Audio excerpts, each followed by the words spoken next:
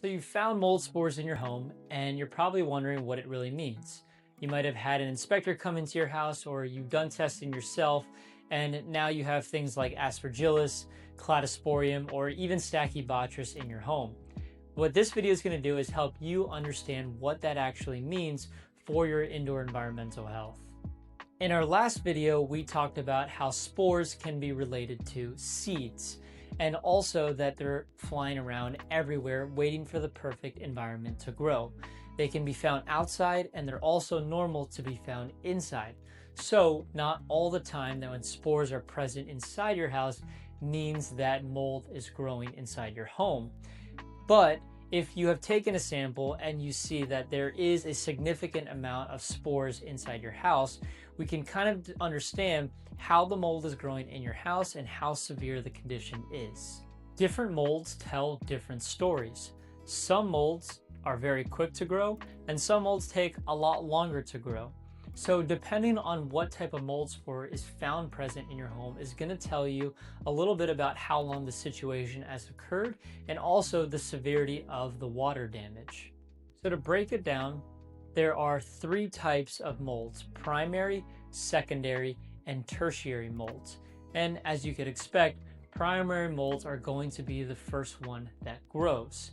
So the two characteristics between primary and the other types of molds is that primary molds are going to grow very quickly and also they don't need as much water to start growing.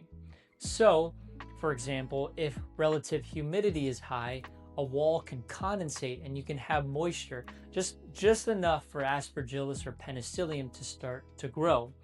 These molds can develop within a couple hours. So it's very important that when you have a leak inside your house, like a pipe burst or a window, or you've even had a flood inside your home, it's really important that the water is removed immediately and dried out immediately, because within a couple hours, mold will already start to accumulate and grow.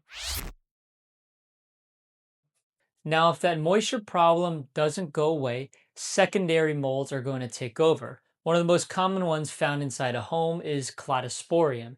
So for example, let's say with this wall, if relative humidity continues to be increased or elevated and condensation continues to occur, the cladosporium is eventually going to take over and colonize that wall. Another area inside a home where it's commonly found for primary and secondary molds to thrive is in duct systems. A lot of the times, you're not going to have enough nutrients or enough water damage for a duct system to grow a tertiary mold. So, a lot of the times, in a moldy home or an old duct system, you're going to find aspergillus and cladosporium growing alongside ductwork. Tertiary molds are the heavy hitters. They take a lot longer to grow and also they need a lot more moisture.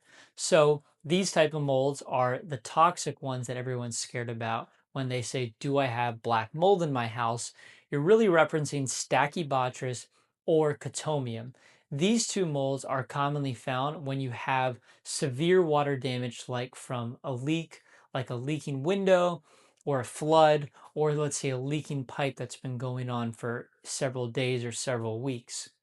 Now, as an environmental professional, when we're doing an inspection, we're not just looking at the amount of mold spores present, but we're also looking at the type of mold spores present. So, for example, if you have aspergillus elevated in your home, but not stachybotrys, we're going to know that maybe there's a relative humidity problem with the home, or maybe the duct system is dirty.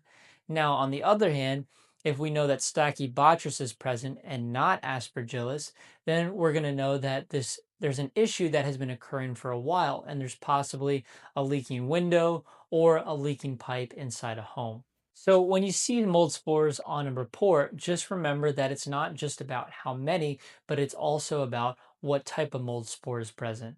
And as always, it's important to know that you can't just rely on the results. You have to look at other points of data, like whether or not a wall is wet, whether or not the duct system is dirty, whether or not the relative humidity is elevated. All these different factors can play a role in determining why the mold spores are inside the house. If you found this video entertaining or helpful, please give the video a like and subscribe, and we'll be releasing more videos to help you understand more about the mold industry.